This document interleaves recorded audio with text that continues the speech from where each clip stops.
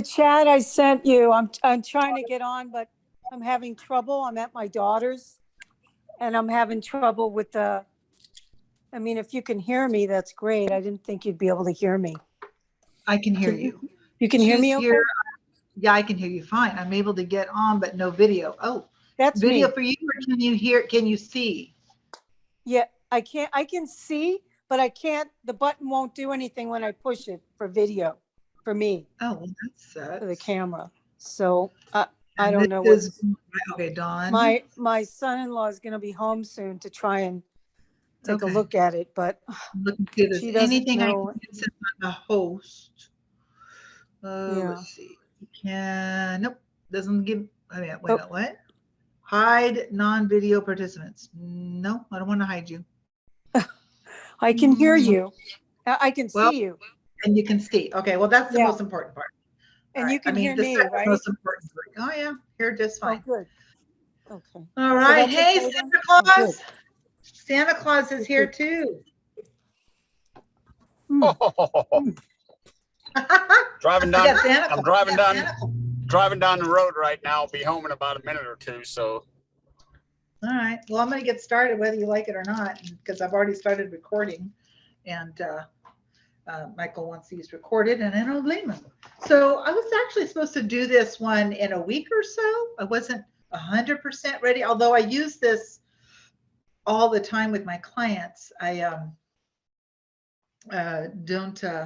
I wanted to write, I wanted to do a PowerPoint. Well, as it turned out, my 230 client came in, and poor guy is just struggling, trying to get off meth, and he was a mess. I said, we can't have a session today.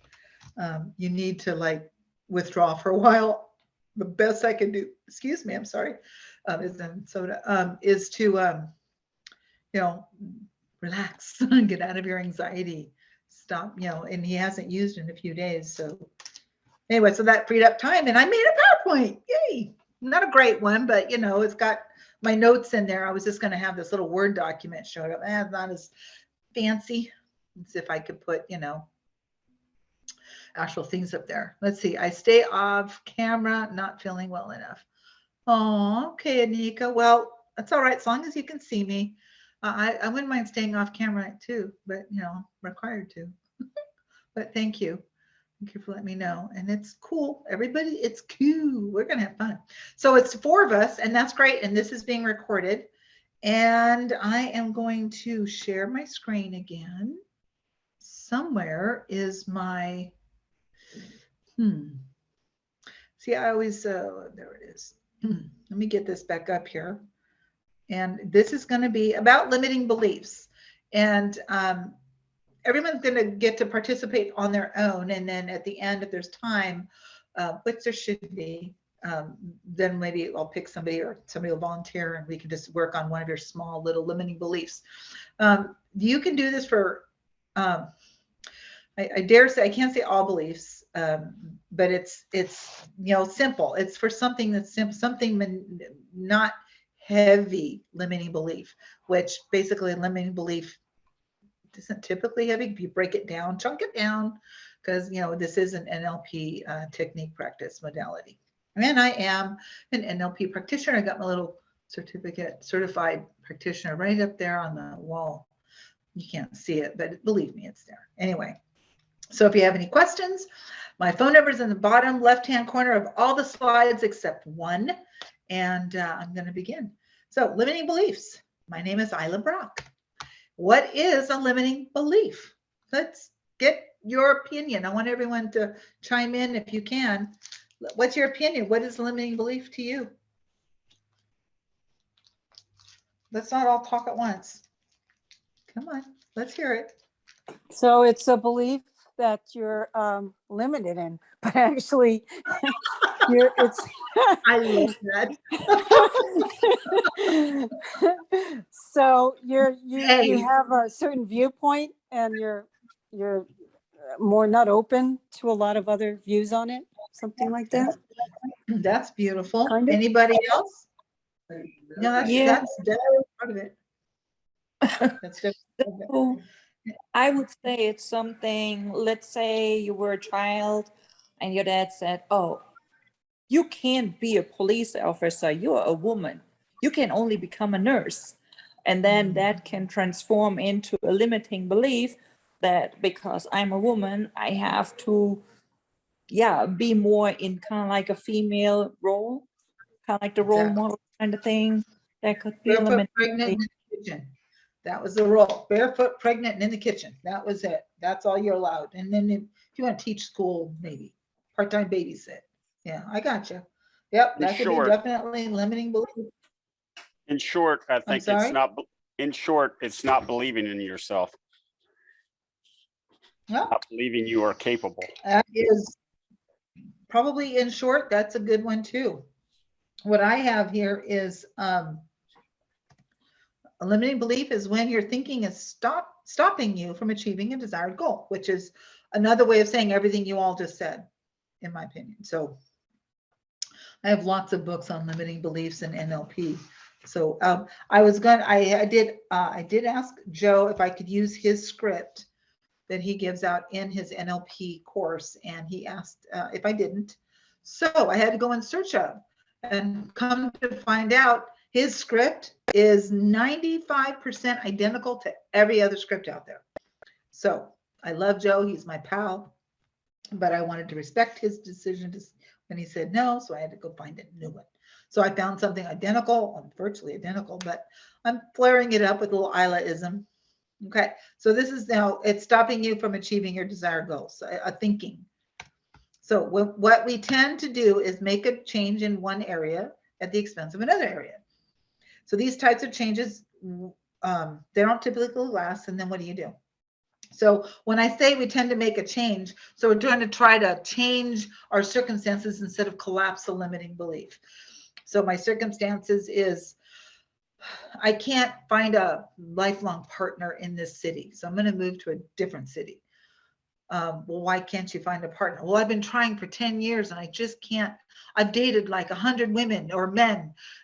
I just can't find my partner. And every time I start, it goes, the first date's awful, or whatever the situation is. It's not their fault. No, it's not their. No, I'm a fine person. Why wouldn't anybody like me? Okay, well, I agree. Why wouldn't anybody like you? You're athletic, or you're intelligent, or all of those things, but you're going to just change your environment, and the expense of that is uprooting yourself to another city or state or country just to escape changing what's going on in your head that might change everything around you, instead of you changing yourself to change everything around you. Does that make any sense? That sounded really good in my head. So, and it doesn't last. So, and I'm only saying this particular thing because I know somebody who's experiencing it right this minute, and I'm just watching and waiting. So change a limiting belief to a belief that does not limit a desired goal. That's what we get to do. I work with clients changing beliefs. The big one that I hear often is, I'm not good enough to whatever. I'm just not good enough. I'm not allowed to. I can't. I don't deserve. You can fill in the blanks, and maybe some of that resonates with you guys. And I can't see any hands raised. I can't see any people. All I see is my big screen. So someday I'm going to get a second screen so I can see both. Now, how do we do that? How do we change the limiting belief to something that does not limit our desired goal? That's basically what we've been doing in unlimiting belief. We got a goal we want to achieve, and we've limited it. I remember going through limiting belief training, and just in practice, what's my limiting belief that I wish I didn't have? So that was, I could never attract a high caliber man, in my life. And of course, that was bullshit. So you know what? I have attracted many high caliber men. I was just too high caliber of a woman for them. But I did attract a man that didn't run away, and he's not afraid of me. And I like that. So how do we do that? First of all, you got to have some knowledge of the imagination and the emotions, and how they work. It's very helpful. So theory of mind is know it, understand it, learn that the subconscious mind defends everything that's there. If it's a known to the subconscious mind, a limiting belief becomes a known. It's known, it's going to defend it, and it's not going to let it go without a fight.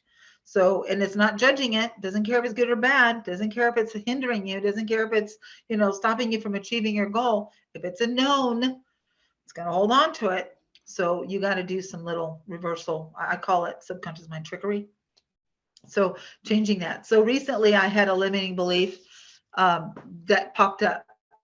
It's been kind of musing in my head, and I didn't even realize it for a year.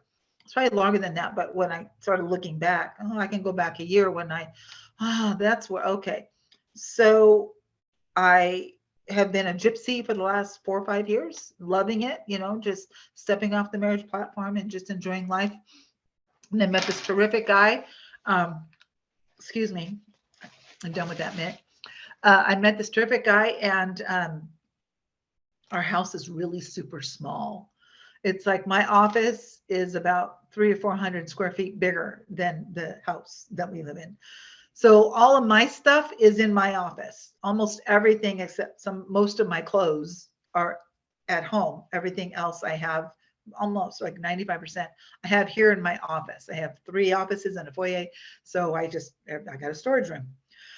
So, but I want to have something, a bigger house so I can just only have office-y things, my business here, then home. Well, here's my limiting belief, that I had to have him to help me find a place to live, that, that we could live together. That was the only way that it was going to work. We had to live together, and he had to be there with me so we can buy or rent, just get a place so that it can house us both. And we need 3 bedrooms and 2 bathrooms.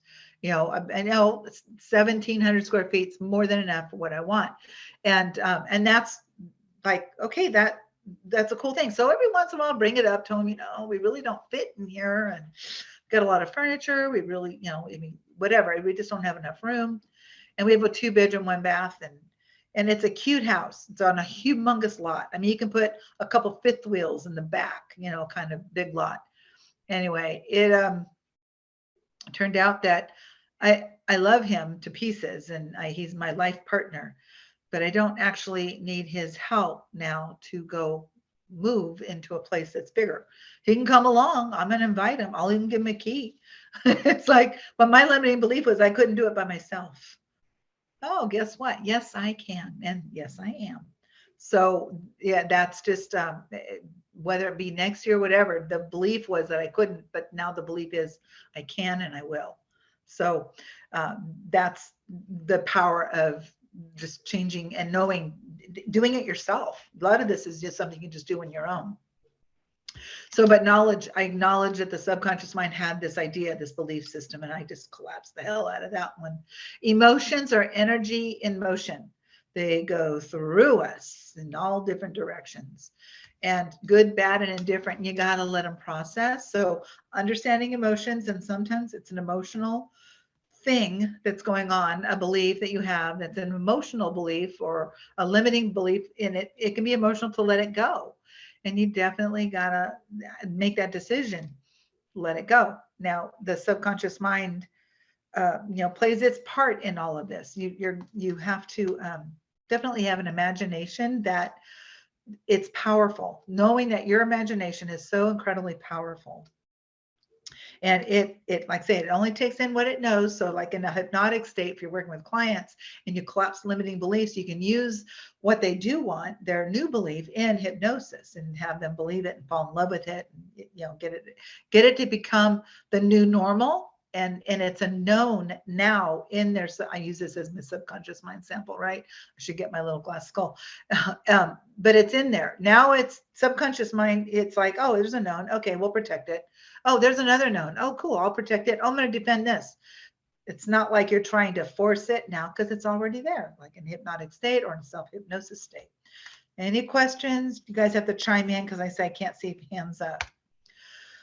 Going through the questions that was designed to help with this change.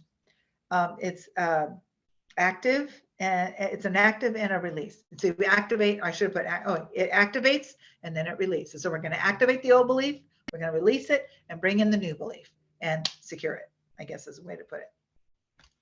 So, but there's 3 basic questions to limiting beliefs. And for some, Joe has like 6 things on his sheet. I didn't even bring a sheet in here, so I'm not tempted to even look at it. There are a few questions that you need to ask. First of all, between each question is a series of submodalities that should be identified from each question. What are submodalities? A way to help people identify their responses to a limiting belief. A series of questions about the limiting belief are asked to create what I would call a substance to the limiting belief: size, color, shape, etc. These are all the submodalities. There's a whole bunch of them. There's like tons of them, and you can go through them all. I keep it limited to the ones that I'm going to remember in my head, and I have a little cheat sheet I keep at my desk. So when I'm asking a client, I can just write it off and write it down or whatever, so I can find the differences, and we'll get to the differences in a minute. But this is what I call you want to create a substance. You have a limiting belief, I'm not good enough, but that's an abstract, that's a belief in your head. But how do you make it something tangible? Well, we're going to make it something tangible, give it a shape, a color, a size, or whatever. Can you think of a kind of a picture that goes with that, whatever your limiting belief is? Okay, now let's give it, does it have color? Is it black and white? Is it clear? Is it shaped? How is it shaped? Etc. And I got a whole list of submodalities that towards the end of this that we can go through. Here are the questions. These are just standard questions for limiting beliefs. And before you start, you want to ask yourself or your client, are you ready to let this go? And really, are you sure you're ready to let it go? Even Joe writes in and says stuff like, are you sure you want to hang on to it for another 10 years? It could be fun. And I use that one a lot. I just didn't want to put it in writing. So there are some people, they're just not ready to let go of something. Cult beliefs, for example, it's recognizing that people you love, respected, may have lied to you. So you prefer to hold on to the idea instead of letting it go, just in case, you don't want any bad mojo or whatever. It's all limiting belief. I know I belonged to a cult for a while, but not letting it go is fine. Let that go. That especially if it's like you're working with a client and they're just not ready to let it go. No one's in trouble for it. It's an individual thing, and they have the right to hang on to their limiting belief. If that's how they want to continue, it's not a problem for you. It's on them. Now, if you're in the situation and you're, yes, I want you to clap some limiting beliefs, and you're in that kind of a session with a client, and you're like, are you ready to release this? Are you sure? You ask all those questions, and they're like, you know what? I don't think I am. Now, that was the purpose of the session. Okay, so then the next question you can ask is, what would you like to accomplish today? And just let them silence, awkward silence for you. It's okay. It's not going to hurt anything. Just what would you like to accomplish today? Don't give them any ideas, or anything like that. Just let it, maybe they've seen you for a few weeks or whatever, and now, this is the limiting belief time, and there's a lot of things that they can work on, but they need to tell you. I might have a list, I might have an idea. I'm not going to even address them until they do. Meet the client where they are. So that's what I do. Now for what you've been waiting for. 3 standard questions asked in a limiting belief script. What do you believe that you do not like? That the do not like part, it's like you don't like that you believe it. A belief that limits your success or you moving forward to success towards your goal. That thing that holds a negative position that stops you from moving forward. So that is question number 1. And this is being recorded. I'll send it to Mike and he'll load it up on the page. What is a more permitting belief or an empowering belief? One that is the positive opposite of the one holding you back. And then check for resistance on that belief that you would like to change it to. Okay. And then if you knew that I am good enough, if I knew I was good enough, then I could do X, Y, Z. You kind of want to get that out of them. So if you had this new belief, what would you be able to accomplish? You can reinforce that into hypnosis. So what ideas do you have to move toward achieving the goal you desire? So getting that from them, because once they think it, they say it. When they say it, their ears hear it. And then when you apply it back in hypnosis, subconscious mind's like, oh, I've heard that before. And it's more accepting of that suggestion. By keeping, you only have the one time that it's negative. It's the number one spot. And between each of these, the idea here is to help someone or yourself put yourself in an as-if scenario. The goal is achieved. Goal is achieved. The goal that's achieved already or is being achieved. Sorry, I worded that and I was thinking law of attraction doesn't use past tense. Behaving as if something can happen. So I believe I can accomplish A, B, and C because I am good enough. As opposed to, I'm not good enough. I have this thing, this ABC thing I got to accomplish. And I want to get my contractor's license. And, I'm not there yet. I've got all this, I've got the family and the kids. I got a 40-hour job. I can't pass the test. They're like noses, excuses, right? So they're not ready to let it go. You can explain it to them and how it can collapse it, but until they're ready, it's just going to be on them. So they know that you're there for them. I've had people call me, do the consult in 6 months, and nothing. I hear nothing. 6 months later, they call me back. Okay, now I'm ready. It just happened today. I saw a new client today, but I talked to him. It had to be, I'm going to say either June or July or it was months ago. And I just, when they don't schedule with me on the spot, they just say, I'm going to keep your information and I'll get back to you. I'm just like, okay. And I don't lose any sleep over it. When they get back, they get back.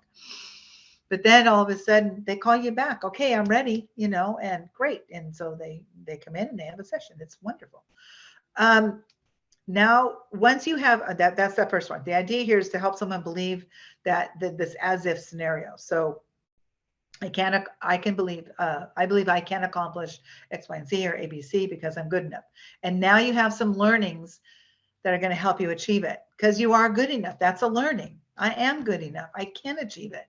Now you can go into what Joe taught. I call it reverse engineering a goal.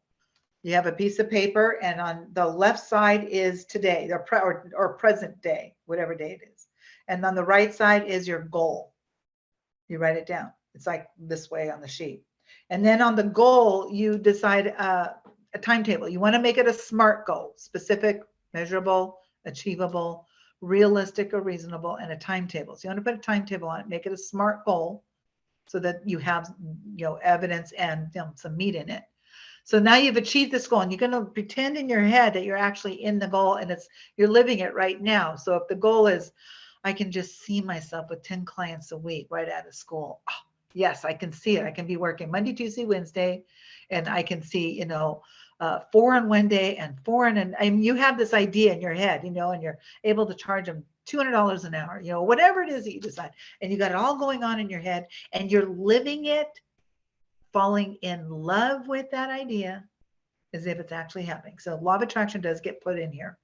So now you have some learning. So reverse engineer your goal and the step that you took to get to that goal. You don't have it yet, but to get to that goal in your mind, what was that last step that allowed you to know that you achieved it? Write that down. What was the last step to the last step that let you know that you achieved that last step? And then the last step, and you go backwards to present day. It may only be 5 or 6 steps. It could be 50 steps. It's up to you. However, you make it up. Oh, I don't know. Pretend like you did. Just make it up. Use your imagination. Just keep it SMART. Measurable, reasonable, specific, measurable, achievable, reasonable, or realistic, and timetable. Okay? That's how we work with achieving our goals. All right. And we're doing really good on time. Okay. Examples. I can't do that. Wake up on time, be punctual, stay organized, because then the excuses, the resistance, the belief that you can't do it. And I have lots of clients that have this idea, like, I'm always late. Well, that's what you believe. You're always late. So, it's like someone saying, let's say I'm sick and I don't feel good. I don't feel good. I really wish I felt better. what's going on in my head? I really wish I wasn't sick anymore. Well, sick is going on in my head. So that's where my mind and the energy and the vibration of the universe is going to keep me, because that's what's in my head. Okay, well, you're good. You're there. So let's just keep you there, kind of thing. So another thing, I'm not good at math, or I'm not good. I can't do that. I can't play sports. I don't like to, I can't. I'm not good at exercise.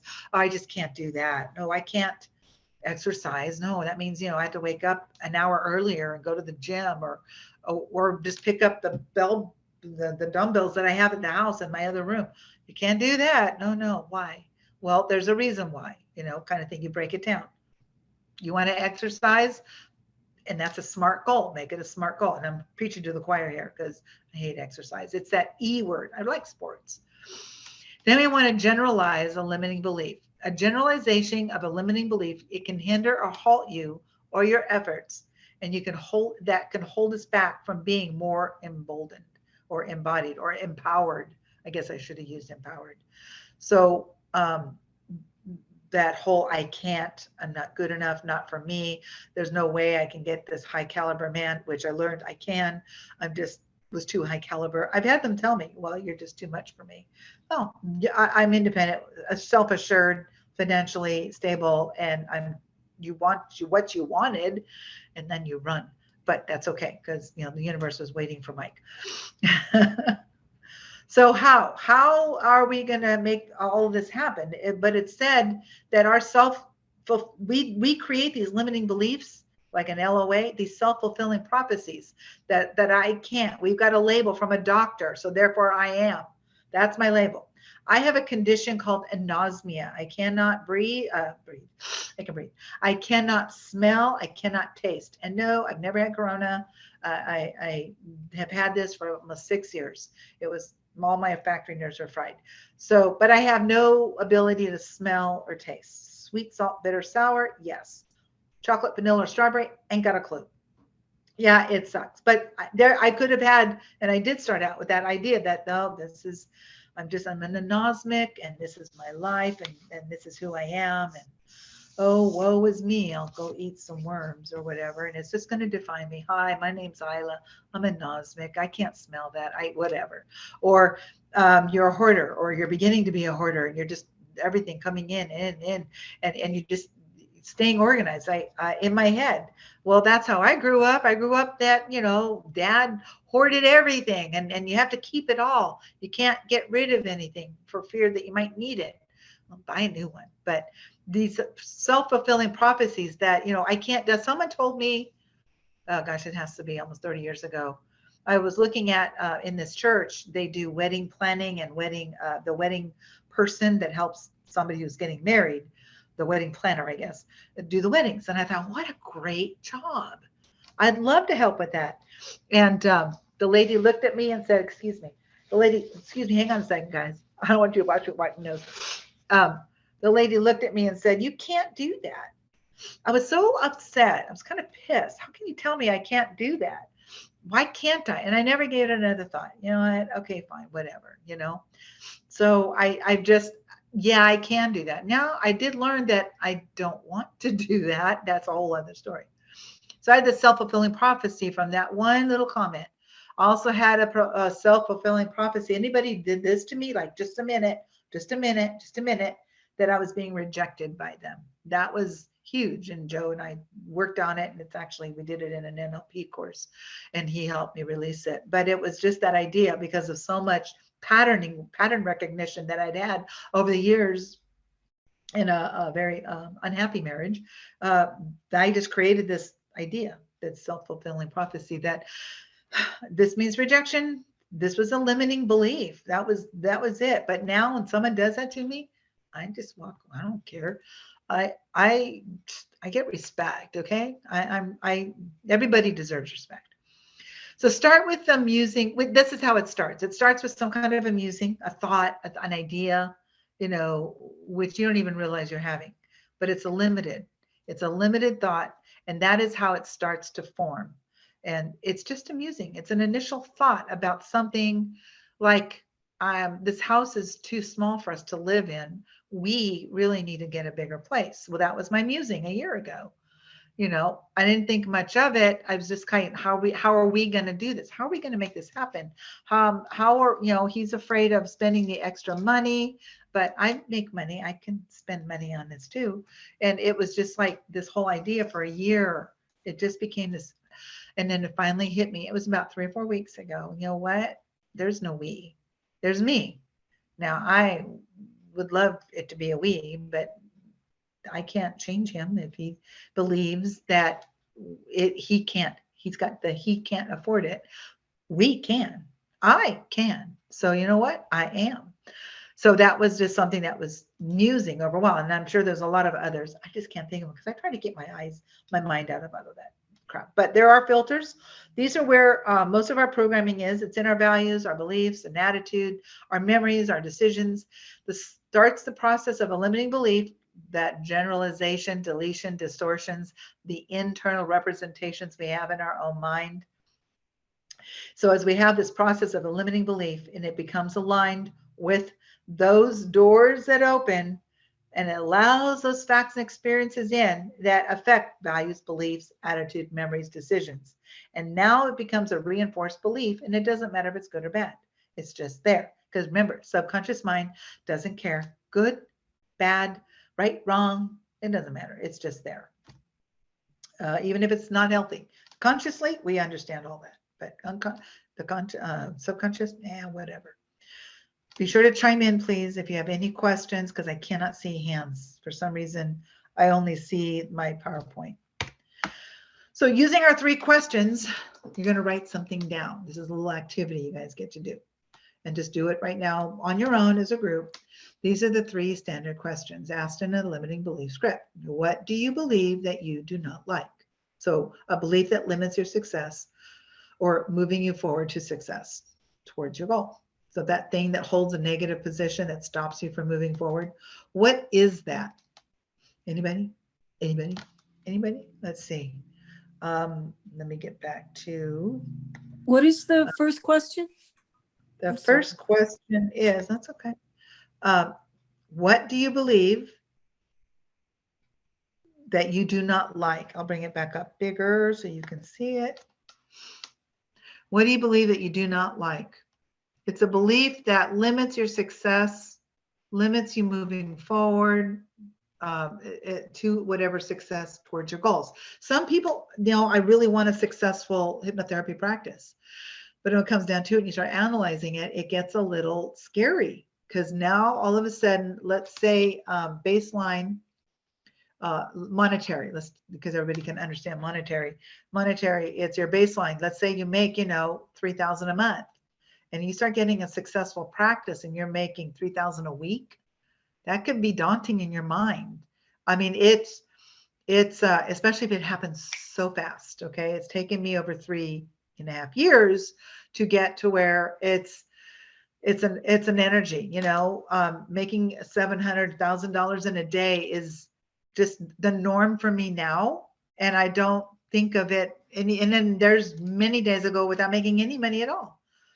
So it's just all, I feel the same no matter what. So that's just kind of like, but the goal, but it didn't start that way. You know, it was always chasing that next, getting upset when the client canceled and have to charge them. Now I don't charge for cancellations.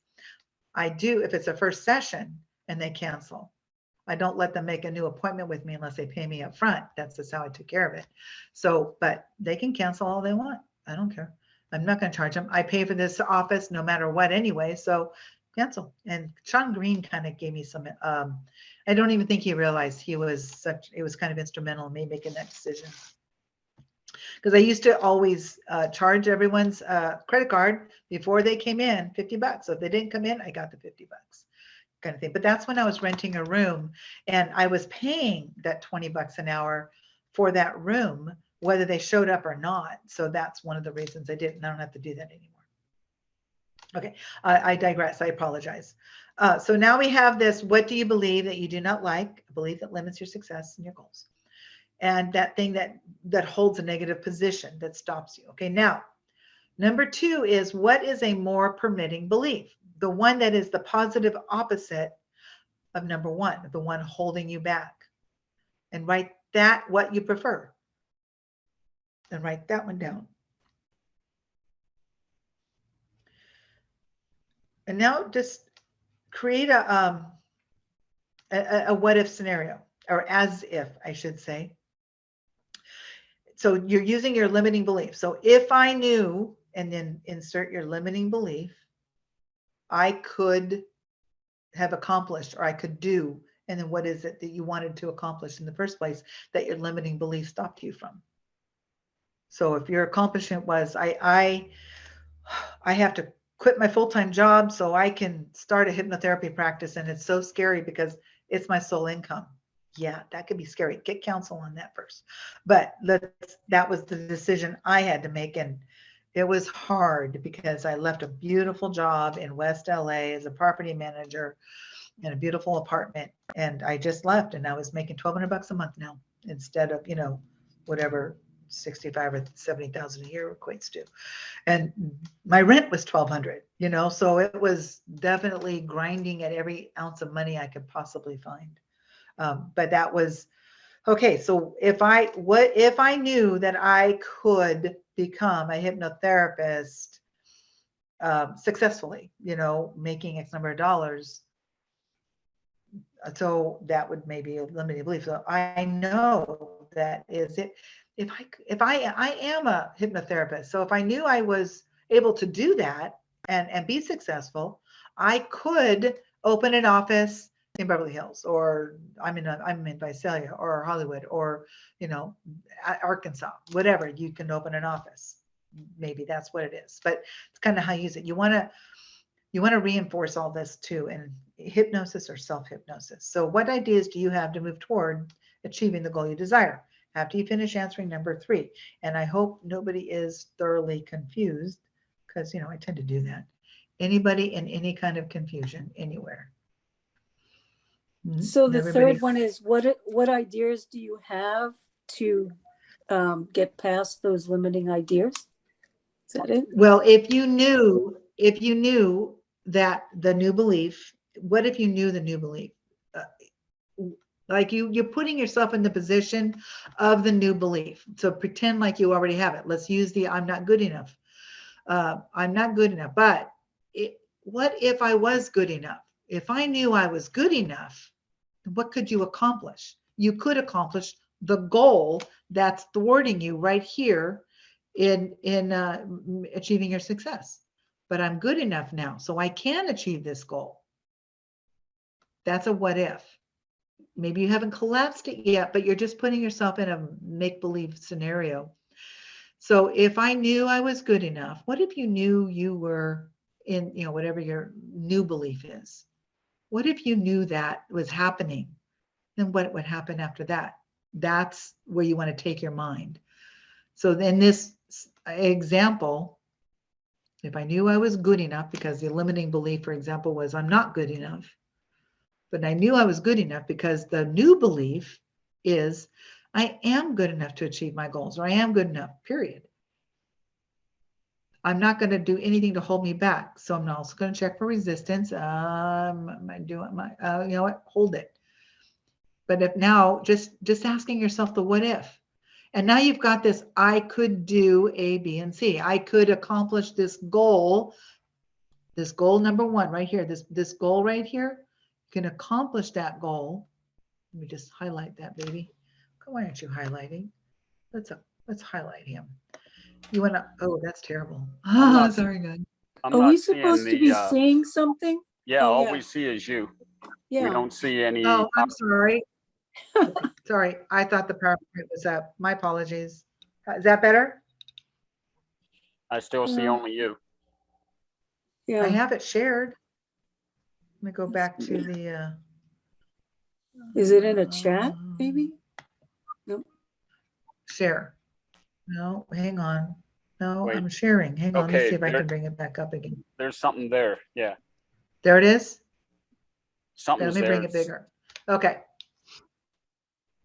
Somebody's name, one of the It's participants' my big name. green screen with all my.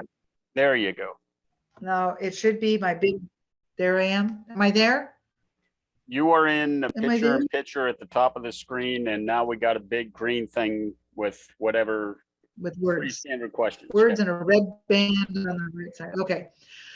That's where we want to be. Okay. So taking that number 3, it can be a little confusing, but putting yourself in the belief as if you were there, and you're just practicing. You're not in it yet. You're not changing it. You're just practicing to give yourself some learning, to give yourself some way of achieving it. So whatever you do. So if I knew I was good enough, I can do ABC, which is this goal right here. The goal, that's my ABC. I want to be able to do the goal, but I can't do the goal because I'm not good enough to do the goal. But what if I was good enough? Then I could do the goal. That's what I'm talking about. Does that make sense? Yeah. Does Yes, that? it does. It does Okay. make sense. Okay. And then you can take, and what ideas, now just asking a side question, what ideas do you have that allow you to move forward to achieving the goal you desire?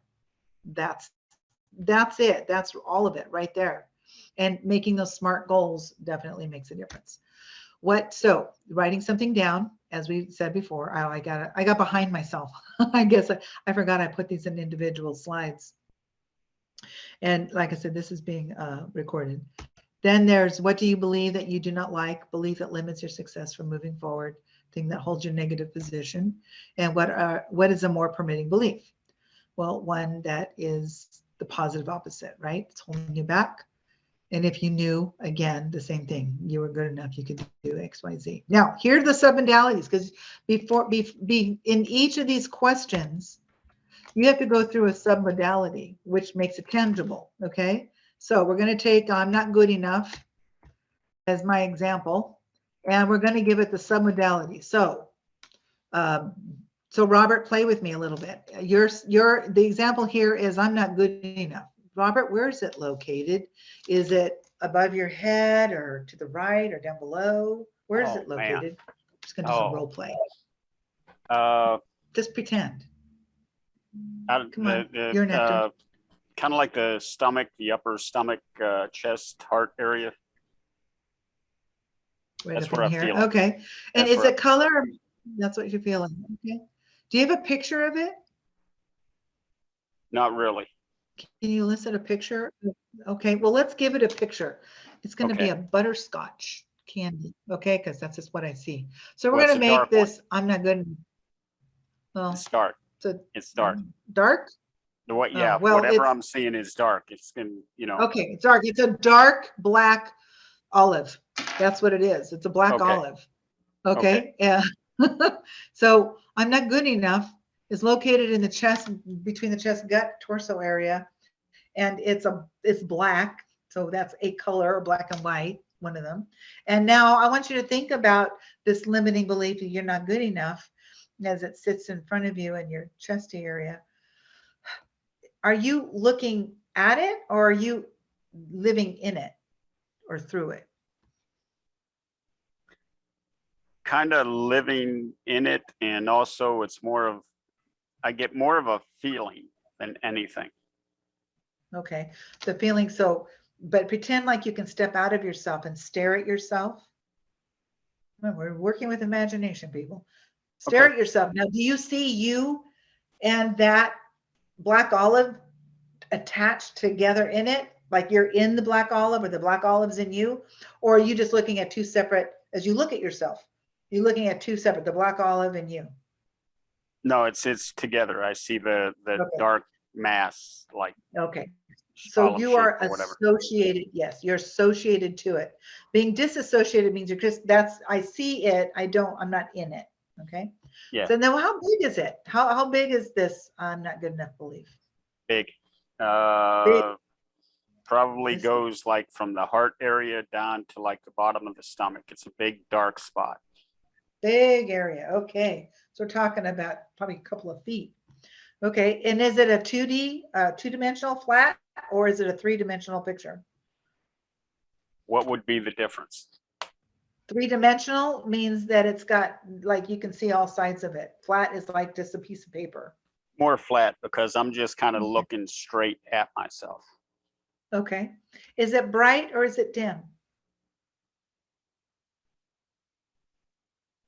Is dark, probably dim. It's just a dark, Yeah. big, dark area. Is it But moving? it's not a Like- bright dark. No, it's Okay, it's a stationary. dark- It's still, and the shape of it? It is kind of olive shaped. Okay, see, there you go. All right. And is it in a frame or is it a panoramic? More panoramic. I can see my entire body Okay. and kind of like a little bit of surrounding stuff. Focused or fuzzy? Focused. Okay. More I focused didn't than write fuzzy. I didn't write any of these down, but I'll get to some. Now, do you hear anything that is important to you with this limiting belief? Olive, I'm not good enough. Do you hear anything? Mostly it's just the feeling, but sometimes, yeah, I will get a voice saying, yeah, that's not good enough. Okay. And where does that voice live?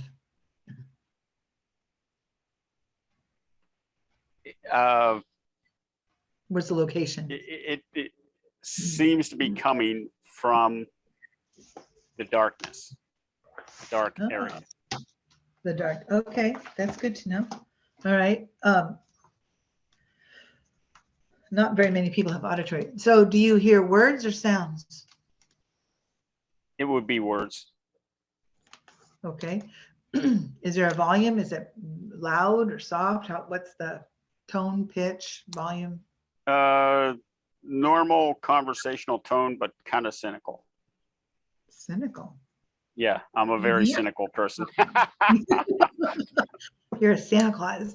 You got to get through. Anyway, tone, is it deep? Is it a high pitch or a low pitch? Is it monotone? Does it have fluctuations? No, just actually kind of sounds like my voice. Okay. And is it constant or is it intermittent voice?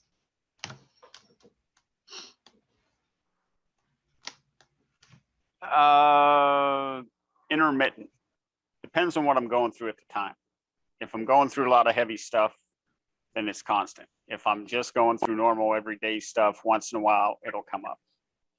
Okay. I don't know if that helps. No, that does. That's good. No, you're playing along great. Is there any rhythm to it or is it offbeat? Now, what do you mean by that? The tone that you're hearing, Yeah. the words, the sounds, the volume, is there like some kind of a rhythm, or is it like just a nice flow? Like there's a nice, or is there no flow to it and it's just like all off kilter? It's just like a conversational thing, just like the way we're talking right now. There's no real rhythm to it or anything where it stands out. It's just conversational. Okay, and then so the tempo, is it too fast or is it too slow?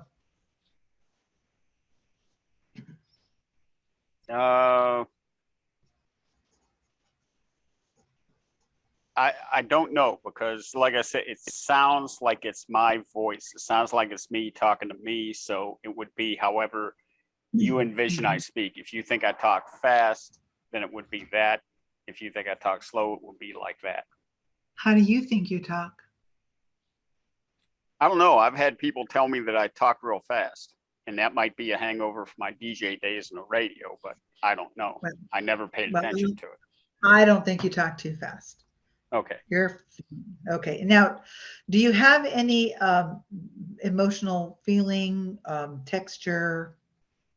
Can you feel anything physically, kinesthetically in this Yeah. limiting belief? What is it? Yes. Location. Where's that? Where's the feeling? What's the feeling of it? Where is it located? The pit of the stomach, so to speak. Pit of stomach. Wow. Okay. And then the shape of it? The shape of this kinesthetic thing? Olive? You visualize the olive. Now you're the olive thing kind of, like I said, it goes like from about the heart area down to the bottom of the stomach. But Right. this particular feeling or whatever that we were just talking about feels a lot smaller and Okay. more solid. Okay. And is there any pressure, physical pressure? Just what I put on myself. Okay. And the size is the size of your torso area or smaller than like what you just said? Well, the entire thing is the torso area. Right. But the size of the kinesthetic part, the part that you would visit, that you Yeah, in your that's- mind physically feel? That's more the lower stomach area, the pit of the stomach, so to speak. Is there an intensity to this? Yeah, somewhat. So here you can do a SUD, a subjective unit, 0 to 10. I always forget what D means, but I know it's SUD. It's a subjective unit discovery. I don't know. Anyway, and on 10 being really, really severe in the intensity. So I'll ask, our participant here, 0 to 10. Where's your intensity? It can go anywhere from, let's say, a 5 to about a 7, maybe an 8. Right now. Depending on right now, doing this in front of everybody, it's around a 7 or an 8. Do you like how I did that with y'all on the spot? But see, you're supposed to just make it up and role play. That's all I'm asking. I didn't Yeah, but ask I for can get natural help name. from this. Well, I'd be happy to help you anytime, Robert. Is there any temperature? Feel No. any temperature to it? No. No. Okay. And is it a moving thing or is it a still? You feel it moving or is it just No, in one? still, Okay. still. Okay. Not moving. Constant or intermittent. So you said it's intermittent is what it was. So Yeah, and then the texture, do you feel any texture to it? no. Okay, there's no texture. All right. Now I didn't write all the answers down to everything here, but typically what you do after you've elicited all the submodalities out of like this one here. Okay, so we did the submodalities and sometimes they just say no, there's no audio. So you don't have to go through the audio. And they say no, there's no physical kinesthetics to it. So you don't have to go through those. I mean, there's none. I might ask them a couple of questions if I'm not sure they understand. Well, do you have a temperature to it? And they may not understand when I say, do you have any feelings that are important about it? They might not understand that. So I can start asking pointed questions to see if they do identify with anything kinesthetic that might help me later on when we go to collapse it. So then what we do after you take them through a submodality, you got to break trance. So you just come up with something really crazy. You just like, especially if I'm on Zoom, do you smell popcorn? Just really something off the wall to get their mind off of question 1, because I want them now clear. It's like when you go to wine tasting, you taste the wine, and then you got to drink a little bit of water afterwards to help clean your palate. Sometimes they give you a sorbet or something like that. So this is kind of what we're cleaning the mind palate to get it ready for the next question. Okay. Do you want to continue, Robert? Does somebody else want to play along? Or we'll just do this again with somebody else. I can continue to play along, but if somebody else wants to jump in and participate, go ahead. And they can do the second question. If nobody does, then I'll keep going. Okay, come on, guys. Somebody, who's the actress here? Come on. I mean, if it were me, I'd be right there. It's just Come on, role play, Jessica. Come on, let's get in there. Let's see what you James. guys got.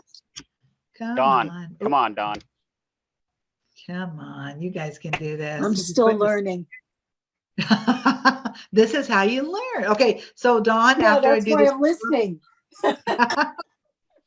after we do this with Robert, and you can do this with your clients right over the phone. When I Yeah, get a I'm consult, still in I'm gonna take- 501. I'm actually just in 501. That's okay. Oh, No, you're not just in, that's you're why I'm already learning. in. Come on. I know, true. Yeah, You know what I it's want to time ask you though is when time- you're all done, when you said it disassociated, if somebody was disassociated, I'm not sure what that means. But you could do that, So- I guess. I don't want to. No, this cut is a good into time. I anything. can go and do that. No, that's fine. No, that's fine. Because Robert can just hang for a while. He's already got his submodalities of his limiting belief that I made up. Oh, But thank you. the associated and disassociated. So I'm just going to use like an object. We're in you have something going on in your head, be real or not real, or you whatever you see yourself. Disassociated means you're looking at it, and everything I'm talking about is from the inside of your mind. You're looking at it from that third eye, or just what you see in your head. So you're watching the scenery in your head take place, like what I'm talking about here, or whatever you're going through. Like with me in the house, I was disassociated with it because I'm watching Mike, my boyfriend, be a little bit, and he had every right to be gun shy. He had every right to be reserved about it because it is a big step. We're both locked into a lease, and now he's in a month to month, and so I can understand that, and I don't fault him for it whatsoever. It's just, but I was in it. I was associated in it because it's like I didn't want to be the nagging girlfriend. Oh, come on, please, no. He said no, and that was it. And I just went with what he said, and hey, I was fine. But I was associated in it. Now I've got this limiting belief kind of collapse, as I work through it. I'm outside of it. You know what? I appreciate and respect his decision. I appreciate, but I'm going to watch as if I'm on the outside looking in. I'm just going to look in and see me. I'm looking. Okay, there I am. Yep. I let you have what it takes to go get yourself a 3-bedroom house and handle it. Just go handle it. And you are independent. So be independent. All right. I claim it. So I better be it, right? Kind of thing. So now it's, how am I going to get there? I got all the little engineering of my SMART goals and stuff to get there. So however long it takes is however long it takes. It's fine. I'm okay with that. But now I've got it. I was in it with an emotional attachment to Mike's decision. And now I'm not in Mike's decision anymore. I'm in my decision. I don't know if that makes any sense. Another way to look at it. Okay. So if he had said that he was disassociated, because you said, are you looking at it or are you inside of it? And he said he's associated with it. So yeah, if he had said Robert's disassociated, if he said well, he was, then I would have. You'd take a different way. You go a different way. Well, Okay. I want to know the submodalities of his belief. I'm not good enough, right? So I'm just getting them. He can be either one. It doesn't matter, because the real cream, the whipped topping is what happens in the second part when we start to discuss what the opposite of what's holding him back. Then we go through those submodalities and anything that's not the same. Now, this is the positive one. All right. So when we're looking at the submodalities and if the location's in his gut, but let's say his new one, it's in his head right here. So what we'll do is change. Now, I want you to imagine taking that feeling now, and I want you to feel good. I am good enough. You put it wherever it is you put it. They might be both in the same place, but maybe it's up here, for example.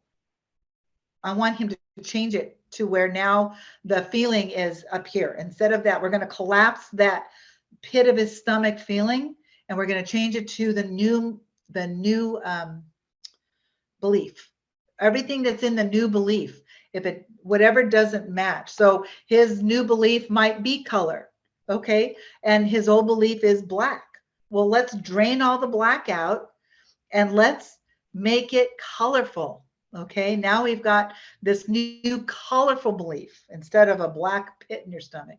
We got it up here, and now it's a color. It was olive shape. What's this new belief shape? Oh, it looks like a round circle with soft edges. Okay, great. And it's all about I am good enough. So he creates this idea and this picture in his head, and he tells me where it's located. I'm going to move.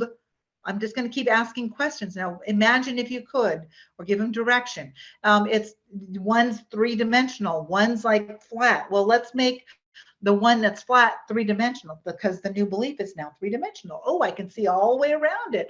Oh, this is feeling pretty good, and it's colorful. It changes. It's kaleidoscope, and it means I'm feeling good, whatever. So that's the whole point of doing the submodalities. You take all the submodalities of your limiting belief, all the submodalities of your new belief that you want, that won't hold you back. And you're going to pull away the ones that are similar, because those ones are just too similar, and take the ones that are the opposite or that are different, and you're going to change them to the new belief. Change it so that everything from the old belief now has the feeling of the new belief. And then you can have this idea, you know what, how do you feel about not being good enough? Well, I am good enough, because all those emotions are now attached to this new belief that you desire. And I hope that makes sense. Yeah, it does. Thank you. I see. Thank Okay. you. Thank you. Thank you. I got hot. Okay. Ilah, Yes. did you, so basically what you're doing is you're just finding all the submodalities of the positive, the new belief, and you're taking the ones that are different than the submodalities of the negative belief, and you're changing the negative belief submodalities to be more similar to the ones from the positive one, right? So like if it's an olive, suddenly it looks more like a, I don't know, a sun or something. It looks more like a tree or something. And Whatever the client, whatever the person said, because of like in the new belief, because we haven't gone to the second question. So what's the opposite belief? I am good enough. Well, do you have a picture of that? Yes, my picture is. They tell me what the picture is. Now I've got a picture. Where is it located? Is it black or white? I get those submodalities from the client. I don't know what his picture is. So, and if they don't, we help a symbol, a sign, think of something, an avatar, you know, because sometimes people have a hard time with abstracts coming up with some kind of a picture. So I just kind of help guide them into what a picture might look like, you know, and always someone has some kind of picture, you know, I don't care if it's this pencil, you're going to have a picture of something. And you're just modifying the negative belief submodality. You're just modifying all of those submodalities of the negative belief to be more similar to the.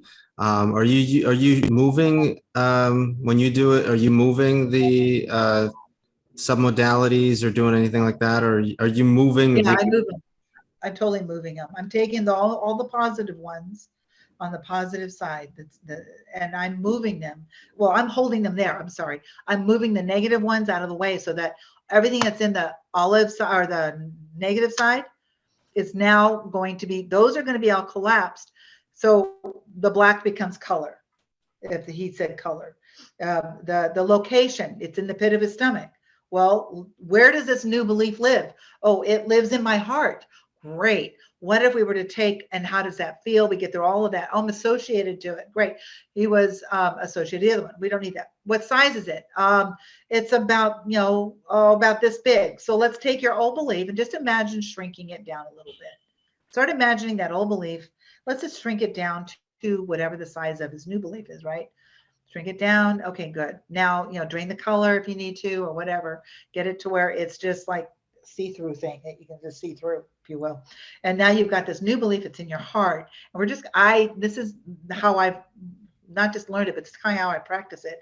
I got this old belief and I have them shrink it down to fit in your hand. I want it really super small. Here's your new belief. And let's say it lives in your heart and it's like bigger. It's going to be big. Now let's make it bigger.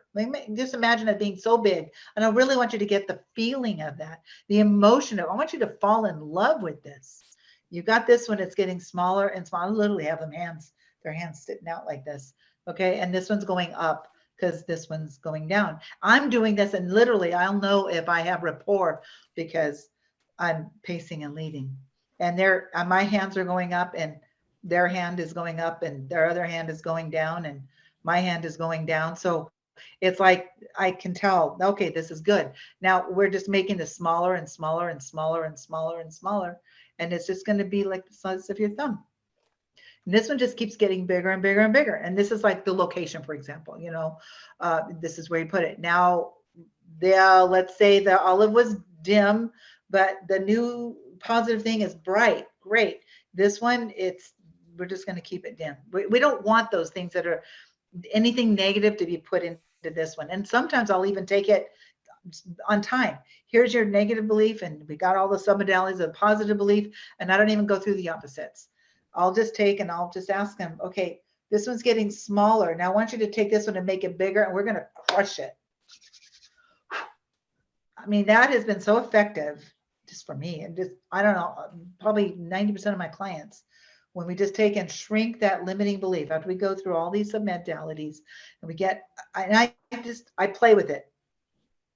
I just make this one really big. I want them to feel it. I want them to enjoy it, really get a sense of it, collapse. I mean, sometimes I'll even have them pancake it. Just imagine that if it's a little thing that they can just imagine getting smaller and smaller, smaller and smaller and smaller and smaller and smaller. So tiny. Look at that little thing right there. That was an olive pit that used to be not good enough. Smash it with your good one, you know, and just really, it's like crashing it, you know, and it's not there anymore. Now, how do you feel about your old belief? What belief? Oh, and what we were I kid you not, 2 weeks ago, it was 2 weeks ago, we did this whole thing on this limiting belief with my client. And so how do you, at the very end, so how do you feel about your old belief? And she's like, she forgot what her old belief was until I reminded her. It's like it was just not even in her purview. And that's, you know, collapsing limit. I literally collapsed, helped her collapse the limiting belief. We just took it and we just collapsed the shit out of it. Got it down. Does that help? That's awesome. Thank you. Okay. All right. So, going back. Sorry. We gotta go back to question 2. I don't know who's ready for question 2. What is a more losing our example? I'm not good enough. Okay. So looking at question 2, now we're going to elicit some positive submodalities. What is a more permitting belief? One that is the positive opposite of the one holding you back. So the positive opposite would be, I am good enough. Now, at that moment, they're not believing it. They're just answering your question. You're just being asked the question. You're just answering. Just answer the question. The question is, I'm good enough. And they're just like really, you know, clients will just be really leery about that. Okay. And then I go through, now, are you sure? Because there's like, especially depending on how they say it, they'll say it with a question mark. I'm good enough? Really? Well, are you? You're asking me a question and I'm not in your head. So you tell me, you know, I want them to buy it. I want them to really buy into it, even before we start with the submodalities. So I give them just a conversation, you know, are you sure? And are you good enough? I am. So I want you to say that in your head. I am good enough. Say it out loud. I am good enough. I am. Put some emphasis. I am good enough. Get that emphasis on you, and it's okay. You'll watch your handwriting. It's like changes like crazy. So, and I even tell my clients, you know, get some more confidence, get that, you know, change your handwriting a little bit, you know, fix your T's so that they're perfectly lined, and make sure your eyes are, especially if they just do a straight line, or if they do the top hat, you know, slant at the top. I'm sorry. I'm sorry. Somebody said something. Hello, I didn't hear you. I started to hear you, but then it went down. Okay, so be careful with the, you know, so just, you know, you can ask them, you know, helping you continue with their more positive or more confidence. And these are the people that really want to make the change in their life. I tell them about handwriting. I don't explain a lot of details, but sometimes I'll show somebody on their page that they gave me, because I would give the handwriting analysis. You know, you definitely give a lot of space to other people. You know, if they have a wide margin, and they're like, you know, I do. And I notice that you don't give very much space to yourself. I don't. It's like, see, you know what? And I just kind of show little things that are not negative or positive, but just a behavior that they know that it gives me credibility too. And so, and that helps. But, you know, doing this whole thing where you're trying to just make it collapse it. I mean, it shortens the process. And now when that one client came in a couple weeks ago, we did that. The next time she comes in, I'm going to test it again.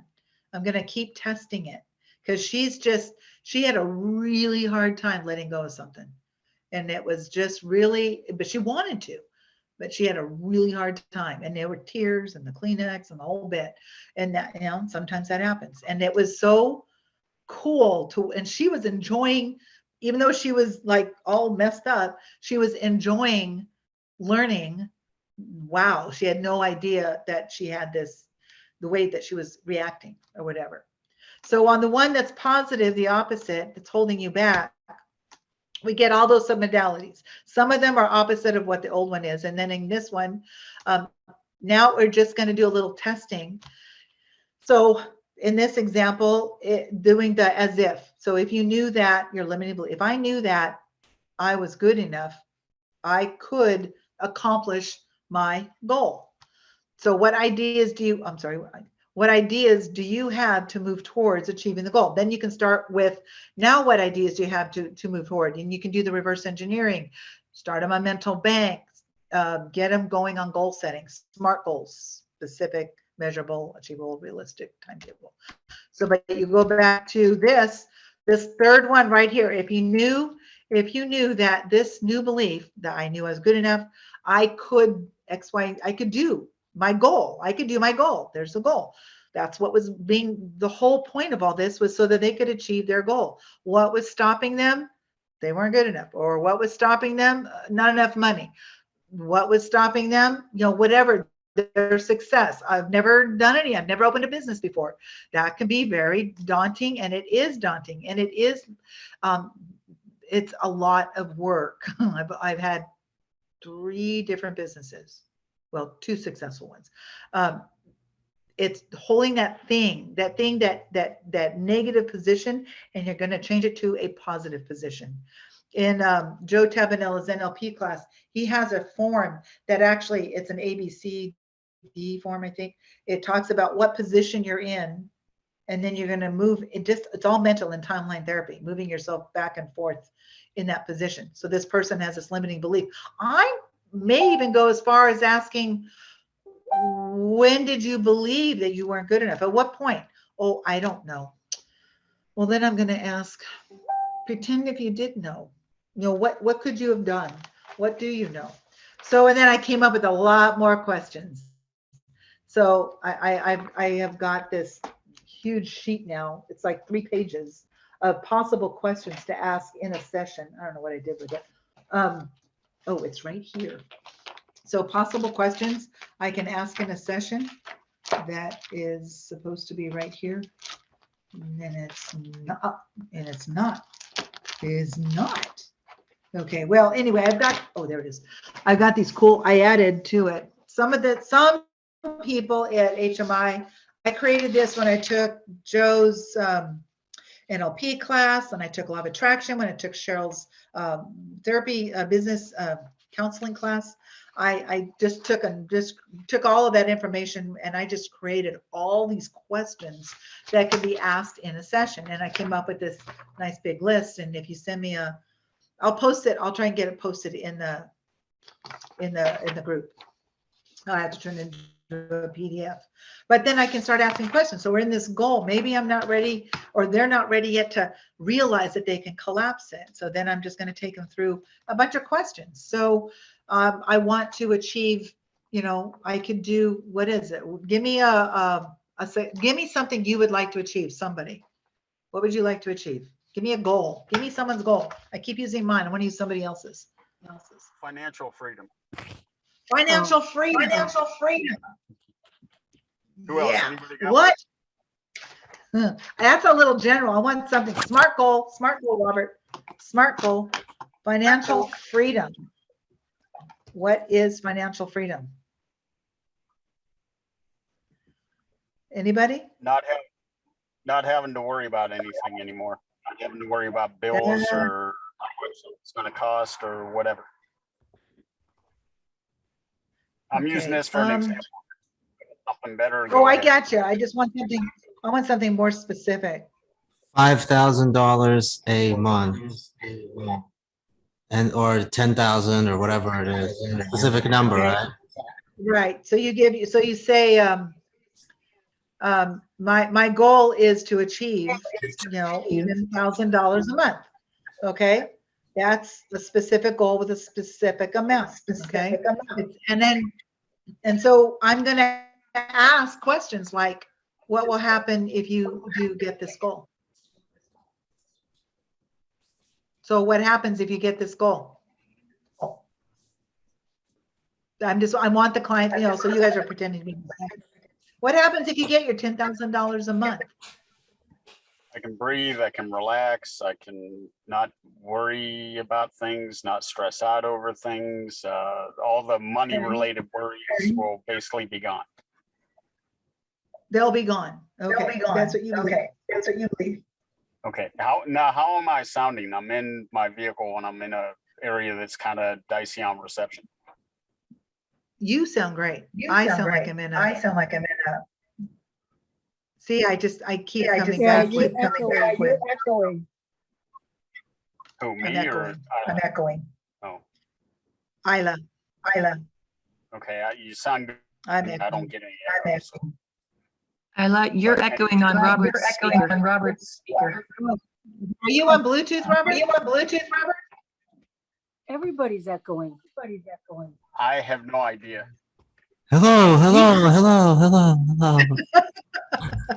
Funny. That's it, man. That's where we're at. Oh boy. Okay, who else is here? We have Casey, Jessica, James, Burson. Is that who's been talking to me? Because I didn't get a name. Okay, so we'll just go through this real quick. So when I'm talking to somebody about a limiting belief, and I'm getting now let's talk about your limiting belief, and maybe I'm not good enough is not good enough for me. I want something else, you know, I want something more from them. I want them to really buy, like we've been taught, buy the symptoms. So I can just come up with a lot more. I just got pages of questions now, and they're like a little cheat sheet. I sit right next to me while I'm talking to a client. But like, if you get your $10,000 a month, first of all, it's the SMART goal. So you've achieved it. How are you going to know you achieved it? By, you go back to this, let's see, this goal here. So right here, number 3, what ideas do you have to move towards achieving the goal? Your goal is $10,000 a month. Okay, great. And what's stopping you? We've already gone through the whatever that is that's stopping you from getting the 10,000. We've maybe not collapsed it, but we've done the submodalities that causes you not to believe that you can have the $10,000 a month. Okay, and maybe during that time, a cause will just appear why you don't believe you can get 10,000 a month. Because even in law of attraction, you're trying to attract 10 grand a month. It's not just for 1 month. You have to imagine it every single month. And then is it always just going to be 10,000? Should it be more at some point? At how long will you stay at 10,000 a month? Will it just be that's it and you're done? I know people who make 12,000 a month, retired, and that's all the money they make. They'll never get any more than 12,000 a month.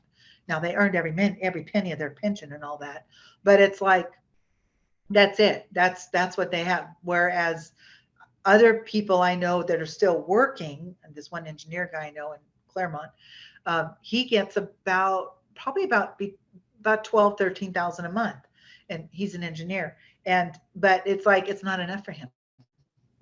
It's not enough. I mean, it's like he has a very strong appetite for buying things. So he just always more. So when you say I want 10,000 a month to start, maybe for the first 6 months or the first year or whatever. So definitely keeping that specifics, keeping it very specific, and then imagining what it would be like. Okay. And I throw a lot of law of attraction in here. But then I knew that if I knew I was good enough, I could do the work to achieve right here, my ABC, my goal, my 10,000 a month, or whatever that goal is, right? So you want to achieve your goal by collapsing the belief that stopped you from achieving the goal, 10,000 a month. So now we've got the goal. Let's see, what is more permitting? What is a more permitting belief? So the opposite of one would be the positive opposite that was holding you back. This one was I'm not good enough, or to achieve my goal. My goal was whatever your goal is. That's like secondary, but it just kind of gives you a more specific. And now if you knew that you can achieve 10,000 a month because you're good enough, you can then do the actions What ideas do you have to move towards achieving the goal you desire? And that kind of gets into a whole new, another session with your client. It's helpful, but it does give you another session. So, these can take one belief, limiting belief can take an hour and a half sometimes, or 20 minutes. It just, the last client, I worked with her, it was 2.5 hours just a few days ago. And you always want to go with, what will happen if you have it? And then what will happen if you don't have it? If you don't get your goal, and let's say you only get $8,500 a month, have you failed? Anybody? Have you failed? Nope. No failure. No, you In just got NLP, feedback. you got feedback, because there is no failure in NLP. It's all feedback. Just like Thomas Edison, if he ever felt that he failed, oh my gosh, we wouldn't have the light bulbs. He did find 232 different ways not to make it until he found the way that did work. So, sticking to itiveness. So what would happen if you don't get it? You got $8,500 a month for the last 7 months. You didn't get 10,000, but you were only making $3,500 before. And now in a month, you went from 3,500 to 8,500 and 8,500 and 8,500, and you just keep that pace. That's not a bad win. That's a decent win if you're starting from 3,500 and you're bouncing yourself up to 8,500. I think, especially if you're working for your money, it should be gradual, so that your body, your mind, your soul, your spirit, every part of you gets used to it slowly. Because I had put a post on a month ago about just my own limiting beliefs, just sharing a testimony, how when John Melton had said he had 30 clients and he got burnt out. Now, I don't know, he said he had to do that. It was something going on when he was married or whatever. And he's talked about it freely in public. He's like, I had to do that kind of work. Okay. He said that, but he got burnt out doing 30 clients a week. I think he was working 5 or 6 days a week or whatever, 30 clients a week or more, and I'm thinking to myself at the time, I wouldn't get burned out. I'm like, bring it on, right? And when I opened this office back in March, I'm like, bring it on. I am ready. Just whatever the universe, you just bring it to me. And I know that if I had that immediately in March, I probably would have closed my doors and sucked my thumb. I would have made a lot of money, but that's all I would have done. I wouldn't have grown, kind of thing. So I'm glad it was gradual. And I'm now appreciative, and that's kind of what I teach a lot more now. So what will happen if you do get it? What will happen if you don't get it? What won't happen if you do get the 10,000? There's an interesting question. What won't happen if you do get your goal? Like, oh, my lights won't get turned off.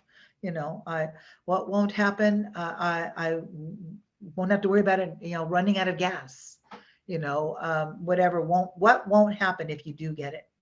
How about what won't happen if you don't get it? What won't happen? Well, my lifestyle won't change much if I don't get it, because this is my lifestyle. I want to add it in. So my lifestyle won't change much.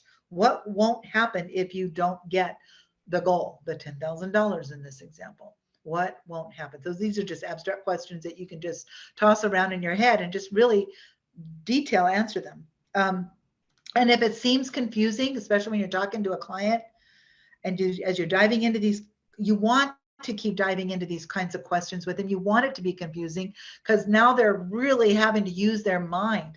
They're like, you can just watch their eyes. They're going back and forth, or they're looking down. I always have a clipboard and a pen right by, I'll show you right here. I have a clipboard and a pen right here by my couch. That's where everybody sits when they first come in. They sit in the couch and have the clipboard and the pens, of course, a Kleenex. And I have them sit there. So most of the time you have to tell them. They see the clipboard and they start writing notes. It's just there. I just have it there ready for them before we go to the happy chair, which is behind me. So, but knowing that, so it's making them a little confused, definitely doing some overloading. And then this confusion begins to break through and aid in the answerings to the topic of the question. this limiting belief question, or the success question, or the I'm not good enough question, or I'm making $10,000 question, which can get into a whole other area. And if you make a change in one area of your life, you're going to be changing it at the expense of another. And it could be a good thing. It could be a bad thing. So having them really think about, I want these changes. I want a successful hypnotherapy practice. Great. But sometimes you have to give up to get. And I made the decision. It was just a beautiful decision for me. I'm going to do whatever it is I can do to be what I am, just to do this. This is what I'm doing no matter what. I intend to get paid. So as an example, universe, I'm just giving an example. Please don't take me serious, whether I get paid or not. And I do give a lot of free sessions out to people, probably about 5 or 6 a week, but usually it's for my benefit because I want to practice a technique. So come on in for a hypnotherapy session and I'm going to practice this new technique on you. Is that okay? And so they get a free hypnotherapy session and I get a guinea pig who doesn't know anything about hypnotherapy. That's what I want, somebody raw, if you will. So, but that's, I was off on a tangent and I'm sorry, I didn't mean to go there. And then learning to answer questions above, learning how to be healthy. What would happen? Oh, here's some other questions that you can also address. Working on some and trying to identify a limiting belief if they're not sure they want to release it. What could happen, or what would happen if you could do, the resistance and doubt. What is that resistance? What do you feel? If you could do this, have 15 clients a week, 25 clients a week. Okay. What do you feel? Imagine it. And how do you feel? Really imagine faces, even if faces you don't even know or people you do know. Imagining the door open, imagining your schedule book just being full of just appointments, and just if you do a color system, I'm old school, I use an appointment book and everything goes in there. And so I just have these little lines that show person's name and how much time they're taking.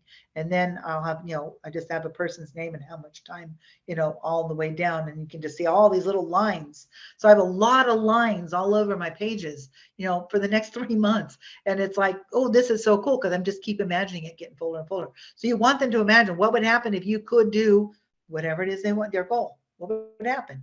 And ask them as they're feeling that, what would happen? Is there any resistance? So your goal is, I'm good enough. I am good enough. Your goal is, I'm $10,000 a month now. Okay, well, your goal, is there any doubt? Those dots of doubt, are there any dots of doubt within that goal? I mean, seriously, examine it. Like right now, just saying it to me, 10,000 a month, I have no dots of doubt. I don't have any doubt. It's like, it's not there. I'm just like and if there is, we got to collapse that. EFT can help with a lot of this too. So moving the voice on the outside, that kind of is that negative little devil on your head, moving that voice that's in your head that you don't like, moving him to the outside, giving it a whisper instead, having it whisper, or the cartoon voice, changing it to a cartoon voice. If you don't know what that is, let me know and I'll share what the cartoon voice changes. Just moving that whisper so that it's behind you. Maybe that whisper voice is behind your ear, or that cartoon voice is way back here off in the, Do you mean like Mickey Mouse? Like Mickey Mouse voice? Okay. Yeah. So you take a negative voice that's in your head and you just change the same words that you're always saying to yourself. Say them in a Mickey Mouse voice, and immediately subconscious mind is so used to you saying it this way, and all of a sudden you bring in a new voice saying the same words. Uh-oh, what's that? All right, we'll just let it go because there's no charge anymore. Can't do anything with it. Before there was an actual an emotion attached, even though it's like a constant emotion. I'm stupid, I'm not good enough, and it's always playing in your head, and the subconscious mind's going, living in it, going, yes, bring it on, because this is what we're going to defend. We're defending it. Yep, you are no good. You're right. I got that. Yep, gotcha. And then the second you say, I'm no good, it's like going, wait, I can't defend that. Wait a minute, what? There's no emotion. There's nothing to defend. It just loses its charge. It's almost like air, just little particles just whispering out into the wilderness there. Actually, I'll actually probably laugh. Mm. You're Mickey Mouse. Almost everybody does when I actually have them imagine it in their mind. Say that negative sentence, you always say to yourself, say it in Scooby-Doo's voice. And just all of a sudden they get a smile, a smirk, something changes in their expression, or they just get an out and out laugh. See, right there, that's the charge you didn't want to have. And so just moving that voice, and then you can get down to the actual limiting belief that they're trying to collapse. Getting back to, because some things have to be cleared even to get to the limiting belief, and asking them that real question, do you want to let this go? And sometimes it's easier to hang on for them, but a lot of times it's just easier to let go so that your hands stop bleeding, proverbial bleeding, if you will. And then let's see, no failure, there's feedback. If you can believe this statement, then the fear of the, oh yeah, this is a good one. This is kind of just an NLP thing. There is no failure, it's only feedback. If you believe that statement, then the fear of the answers to the questions should no longer bother you. But many times we're afraid to we're afraid, or we have this fear of what the answer to a question might be, because we don't want to hear that answer. We're afraid to hear the answer. We think that we might get an answer we don't prefer. So we're just not even going to think of the question. We're not even going to think of any. It's just like, because what if I don't like the answer? Well, maybe the universe is showing you it's time to grow up and enjoy the answer. Even if it's one that your old you may not have liked, maybe your new you, the new improved you, is going to absolutely love. Excuse me, I'm trying to blow my nose here. So just don't be afraid. So that's one thing. And just asking your client too, what do you want? Or what do I want? What do you want? What will that do for you? What will that do for me? What is stopping you? You know, I get a lot of excuses. I don't want excuses. I want the actual reason. What is stopping you? Well, in order for me to give this up, I have to do this. Well, why aren't you doing that? Then you get into that. Then there's some excuses. But wait, let's get into what that is. So when I decided, while I was still in school, I still, let's see, June, July, August, September, October. No, June, July, August. So I had 3 months before I was graduated, and I stepped off the marriage platform, and we gave up a beautiful apartment because I was a property manager. And I made the decision, you know what? I had a great job, and perhaps I should have stayed in it, but I didn't. But I wanted to do this. This is what I wanted to do. And when I went to go buy my car, something the guy said, I just was looking at the 4Runners, but I couldn't afford it. So he put me in a RAV4, but he goes, look, the back seat's fold down. You can sleep in here. It was almost like that's what sold me. I'm like, well, no matter what, okay, I have a place to sleep. You know, not that I ever cancel. It's like, so it's just, but it's what do you want? You know, what is it that's, what was stopping you from getting that goal? You know, well, I stopped me. You know what? Fear stopped me. The unknown, the financial security. I didn't have any. You know, I went from the $65,000, $70,000 a year job plus my ex-husband's salary, which I don't even know how much it was, 70,000 or whatever, to $1,200 a month. That was what I got. That was my salary. And then, you know, law of attraction, mental bank, and money started coming in. It was still lean, but I was still able to afford to live. And then asking yourself those questions. So working on those limiting beliefs. What is important to you? What's working well? What can work better? And then what resources will support you? Do you have them already in place?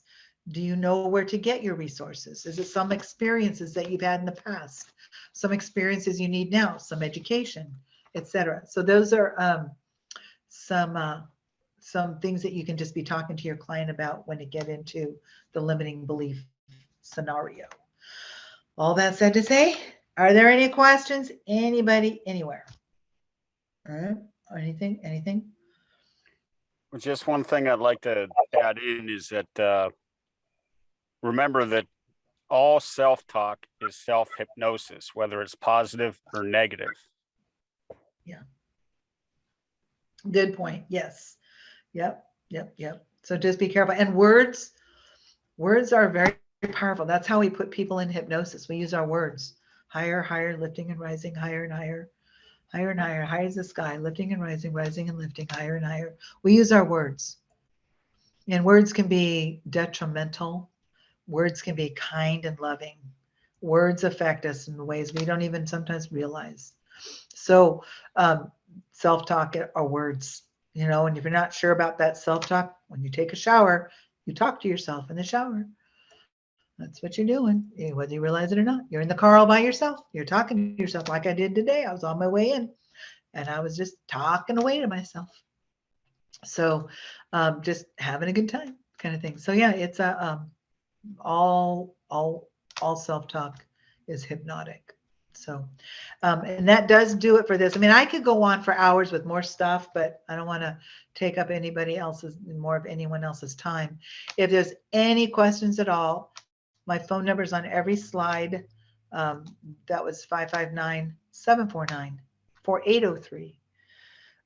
Robert has my personal cell phone number. You guys can have that too. You can find phone numbers on my Facebook page under the About Me, everywhere. Just type in ilahbrock.com and you'll find me on the internet. So there's that. So if you have any questions about any of this, just let me know and I'm happy to help any way I can. Yes, thank you so much. Very good advice too from, I think it was Robert. Yeah. Oh, very much so. I hope you're going to have more. What good advice? The one about, well, both words are very important, and your self-talk, very important. That's good to know for ourselves and to share with our clients. Well, most of us, when it comes to the self-talk, it's negative for a lot of us. And it's catching yourself in that and turning it to the positive. Because if you keep telling yourself, God, I'm an idiot, guess what you're going to believe? You're an idiot.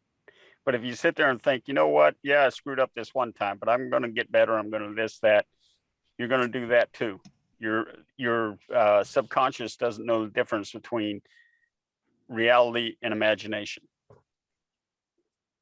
It just knows what it knows. And it's going to protect all those knowns that it knows. What it knows is what it protects. It's just a known. Doesn't care, like Robert said. Very true. Not judging. Doesn't share with our clients. Yeah. Absolutely. Learn theory of mind so well and truly understand the concept of it. And how did I learn it? I listened. Well, first of all, I just did the 101 sample script that they had 100,000 times, it seemed. I just sat there with a piece of paper just drawing it out. But on George's video of Mental Bank on YouTube, I probably have watched that 10 times. But he gives a nice, amazing description of Mental Bank. And it was like, wait a minute, there's something there. So I was listening to it and I wanted more. And I just wanted to understand what he was saying. So I transcribed the video. I just sat there and just typed it out.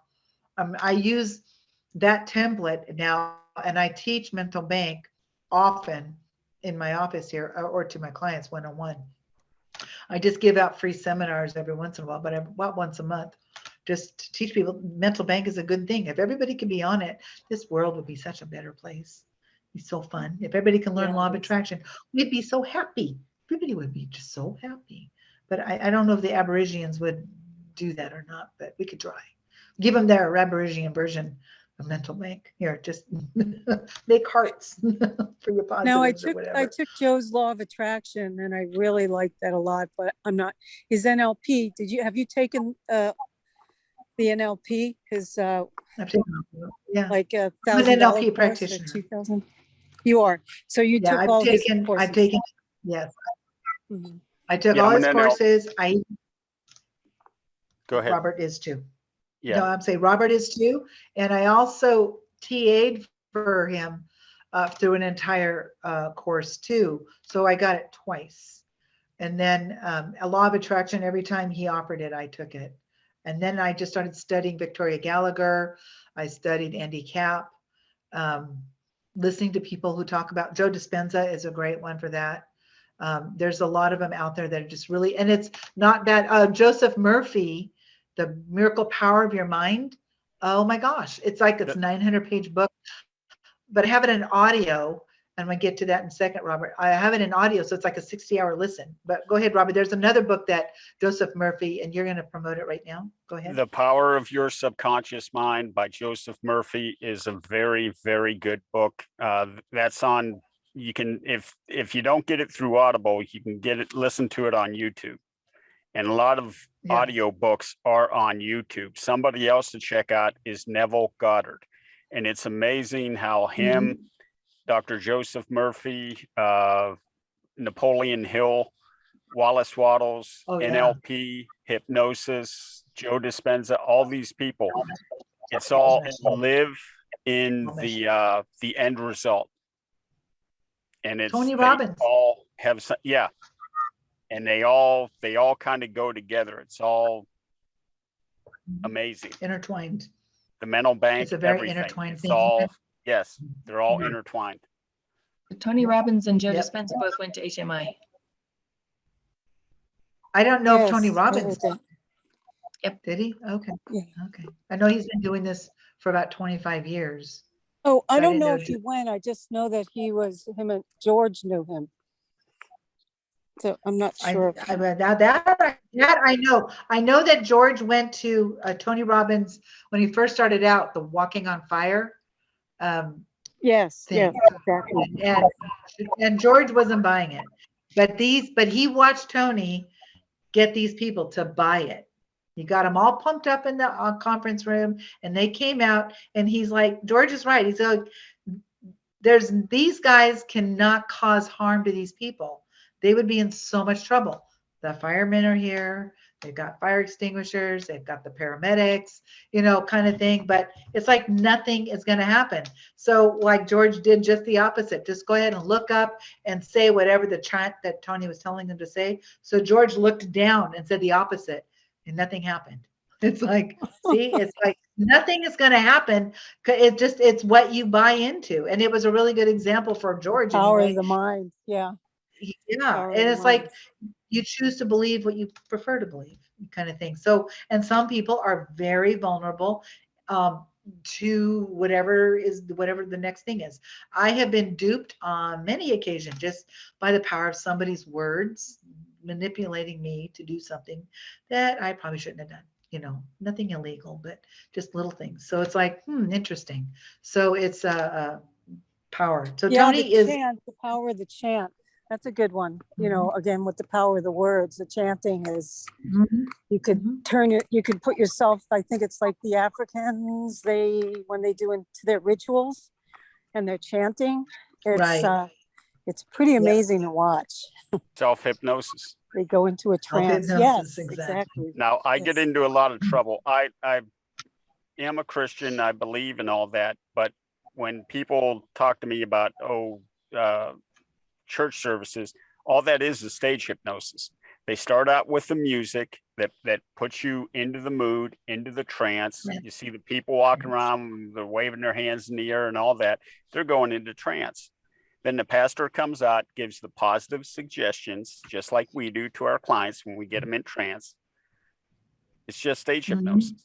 And Benny Hinn, that's all he does is stage hypnosis. And he may have actually have cured some of those people because they believed and they changed their mindset about it. Whether he has or not, I don't know, but it wouldn't surprise me if he has. But all he does is stage hypnosis. Exactly. And Fractionating. who is that does that? Benny Hinn, you can look up his videos on YouTube. He goes into churches and the old elderly people come staggering up to the stairs. Right. Tent meetings, all over the world kind of thing. And it's kind of a trip to watch. Knowing what I know now, it's like, oh yeah, he's just stage hypnotist. But it's still entertaining to watch for me because I'm seeing somebody else do what we do. And they, everybody has a different way of doing it. If I was to teach a seminar, it would be different than Don would or Ilah or whatever, but yet we'd still disseminate a lot of the same information. Exactly. Exactly. For sure. It's for sure. interesting. Once Okay. your eyes are open, right. you see it differently. Very interesting. Thank you very much. All right. And if you have Beautiful more of these, you put people. them on your Facebook. Is that it? If you usually If put I have that on what? Facebook. Oh, workshops. If Do I you put have workshop? I have more, another workshop coming. I have Well, another the hand- workshop coming up. The handouts for they're this on your one, are they going to Facebook? Oh, the be on? handout. Yeah, I'll put that up. Yeah, I'll put that in a PDF here before I go home. I've been Oh. here since, since 8 o'clock this morning. how do we find the PDF? Is it? It'll be on Mike Nilsson's, resource where Oh, you okay, found the, got it. yeah, Got I'll it, put it okay. there. Yeah, I'll Okay. put all the questions.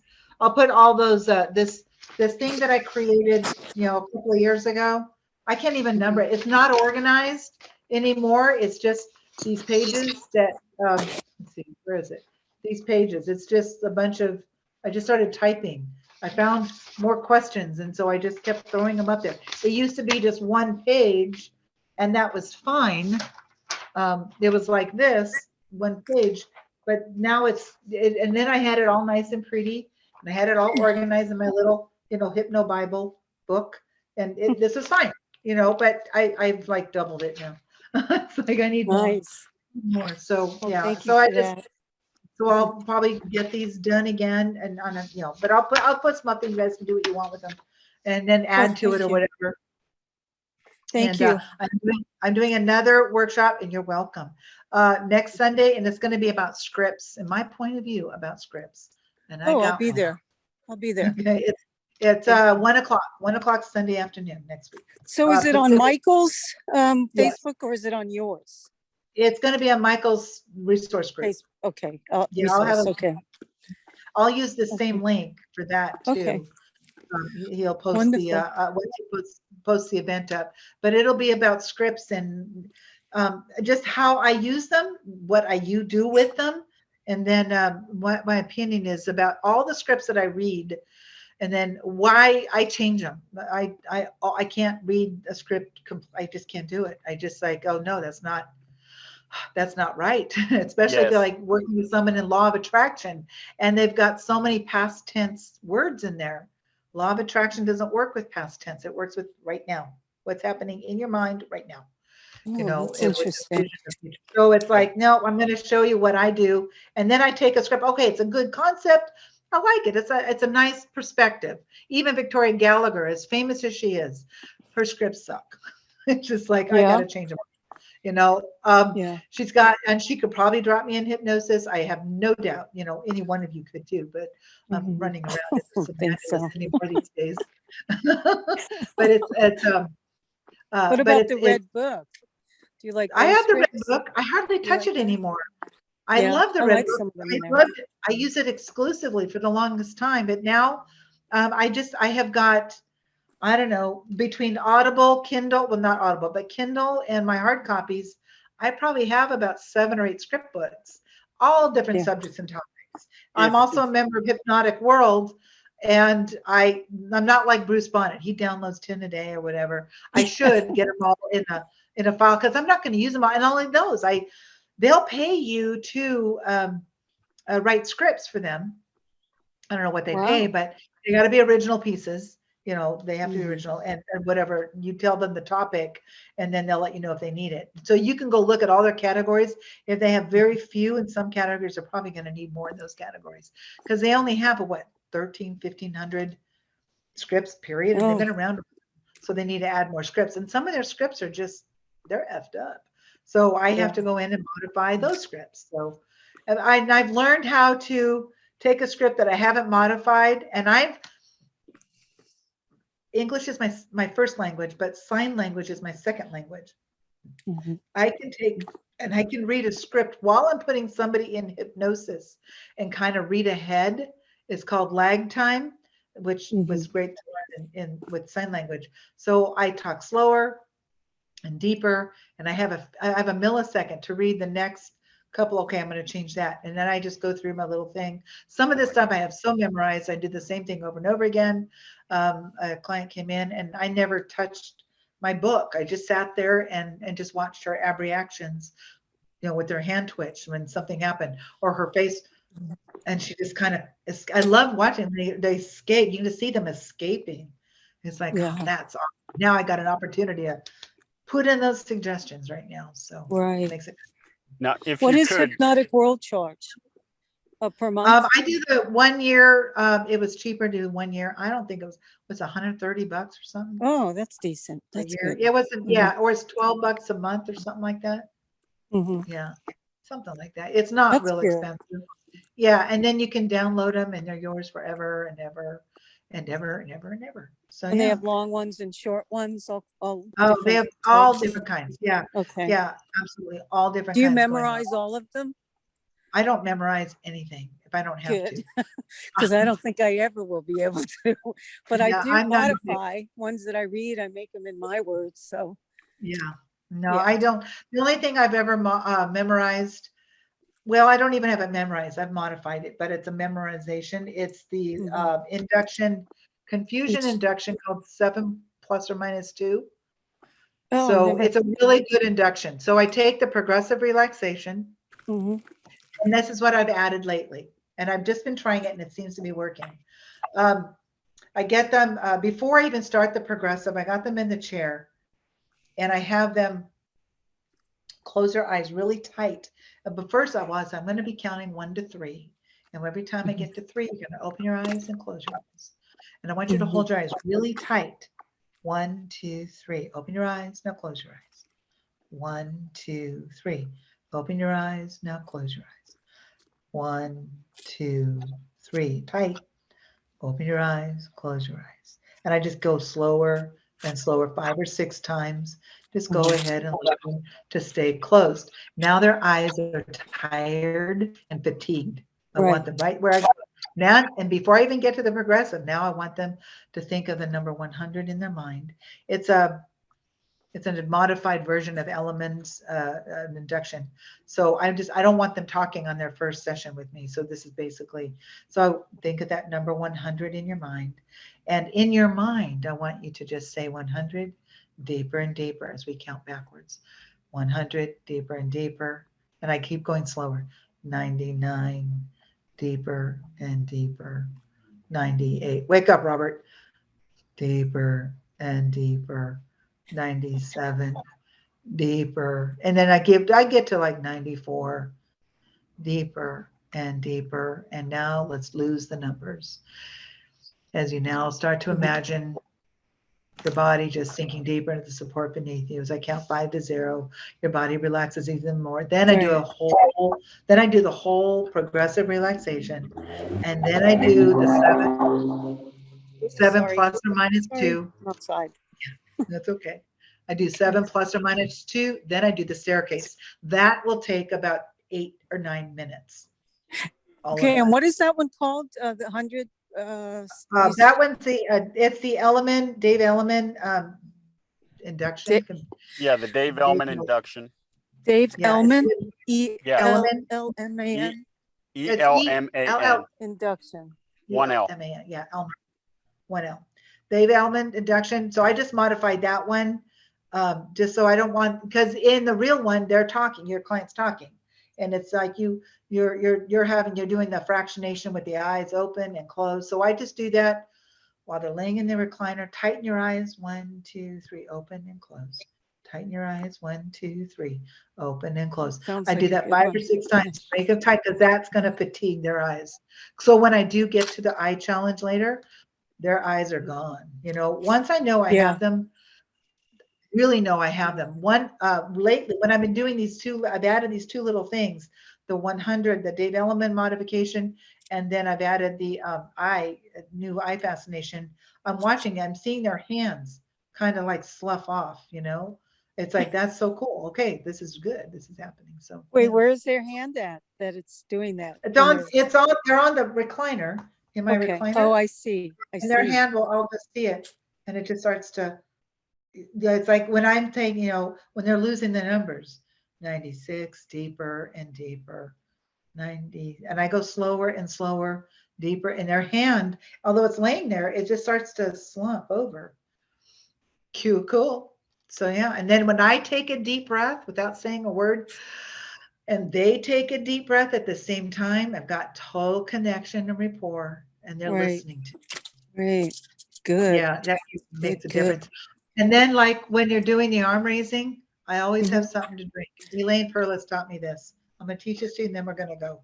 Okay. So in the arm raising, physiological effects are gonna take place. I'm gonna notice them first. And as I notice them, I want you to just nod your head yes, that you notice them too. You're gonna notice that your breathing's getting a little bit labored. And they're gonna take in a breath. Nod your head yes as you notice that, and they'll nod their head yes. And you'll notice that your eyes are fluttering back and forth. Your eyes, and they just flow. And as I'm saying that, I'm swallowing. right. You may have this tendency to want to swallow. Your lips might be a little bit parched.